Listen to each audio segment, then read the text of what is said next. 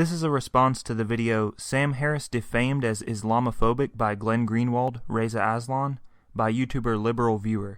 I believe it portrays Harris's views as more knee-jerk than they actually are, and does not correctly address the question which its title raises. Let's begin.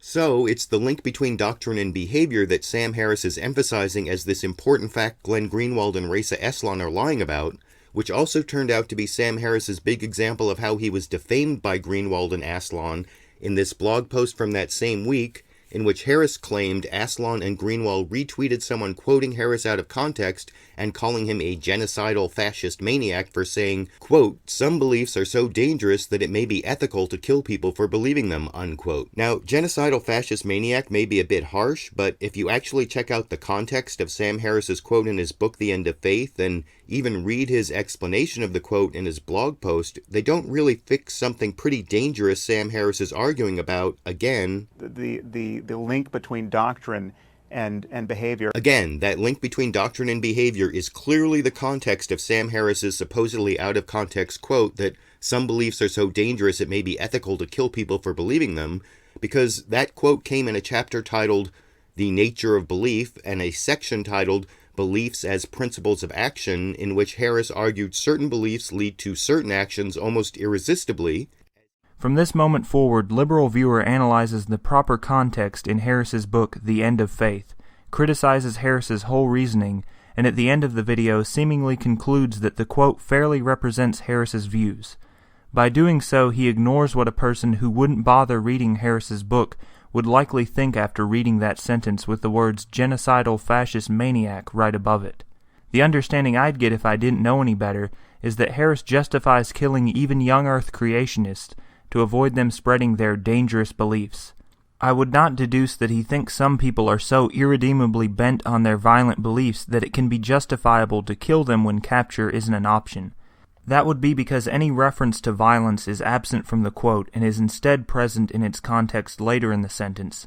Certain beliefs place their adherents beyond the reach of every peaceful means of persuasion, while inspiring them to commit acts of extraordinary violence against others. This is most likely the reason why Harris wrote in his blog post that he does not advocate the killing of harmless people, and that Aslan and Greenwald were spreading that lie about him.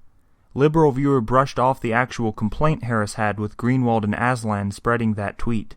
So, omitting any mention of an imminent threat is part of what's very controversial about the U.S. drone assassination program, but even in Sam Harris' blog post defending himself for supposedly being quoted out of context, he again left out any reference to an imminent threat, making another weak reference to future plans by saying that killing these Muslims is not revenge, but justified instead by what these Muslims intend to do in the future. But again, he then looped back to his original argument about the link between doctrine and behavior, saying the evidence of their intent is not any specific plan for an imminent attack, but, quote, because of what they believe about infidels, apostates, women, paradise, prophecy, America, and so forth, unquote. What's especially chilling about this argument from Harris is the way he actually uses opinion polls taken in countries where many may feel uncomfortable talking openly to pollsters as his basis for condemning people, as he demonstrated back in that infamous confrontation with actor Ben Affleck on HBO's Real Time with Bill Maher. And when you listen to it this time, remember Sam Harris's continuing theme about the link between ideas and behavior that may justify killing people for their bad ideas when he says that Islam is the motherlode of bad ideas in this clip. It's hard not to see the implication in this clip that Harris uses opinion polls to determine which people hold beliefs for which they may be justifiably killed. Harris has acknowledged in his debate with Cenk Uygur that he's interested in knowing the degree to which one person would follow her beliefs. When I talk about Islam, I'm talking about a set of ideas and their logical and behavioral consequences. Now, these ideas wouldn't matter if nobody believed them, right? So in every case, I'm interested in the numbers of people who believe specific ideas to the extent they actually believe them. So there are people who sort of believe what they say they believe. There are people who don't believe it at all. There are people who don't read the books. There are people who would bet their lives on the truth of every word. There's a whole range of cognitive commitment to certain doctrines. But again, there is variance on specific questions, and I will grant you that there is a difference between what people will say they believe and what they really believe when push comes to shove and they have to behave in certain ways. So there are people who will say, yes, I think apostates should be killed, and then there's a presumably fewer people who would actually kill an apostate or celebrate the killing of an apostate. So there's a delta between professed belief and actual belief. Now, Harris didn't mention in his book what degree of conviction to certain violence-inducing beliefs one would have to show to be immune from any peaceful means of persuasion, but LiberalViewer should have remained agnostic about the degree of proof Harris would require in that sense. That Harris frequently mentions polls to prove the widespread fundamentalist views in Islamic countries does not entail they are also the main tools he uses to understand how many people are actually willing to commit violence towards innocents due to their beliefs. The only specific examples Harris gave in his book of people justifiably killable under his reasoning were members of Al-Qaeda and the Taliban regime of Afghanistan, ergo people who had proven the strength of their violence-inducing beliefs through concrete actions of violence. Hardly controversial. Moving on. Just imagine some concentric circles here. You have at the center, you have jihadists. These are people who wake up in the morning wanting to kill apostates, wanting to die trying. They believe in paradise. They believe in martyrdom. Outside of them, we have Islamists. These are people who are just as convinced of martyrdom and paradise and wanting to foist their religion on the rest of humanity, but they want to work within the system. They're not going to blow themselves up on a bus. They want to change governments. They want to use democracy against itself.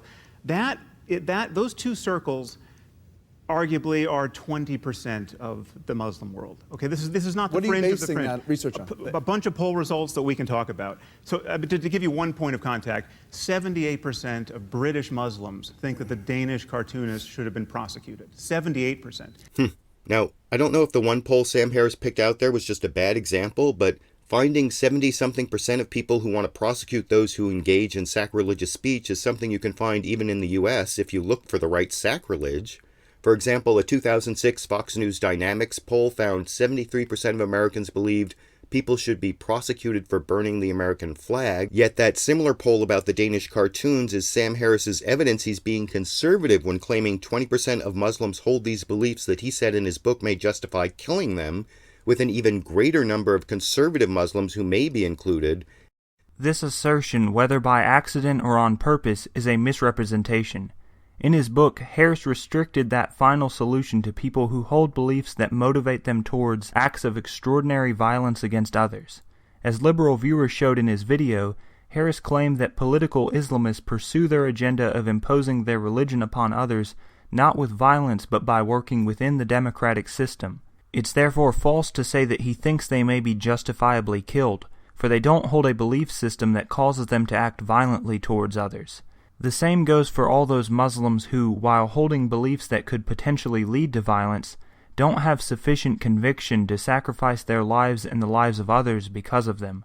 One thing I agree with is that Harris could have chosen a more apt poll result to prove his point. Now, do I think that Aslan and Greenwald defamed Harris? I don't, because while I acknowledge that they spread a tweet that gives misleading impressions, I'm not persuaded that they did so with the intent of misleading.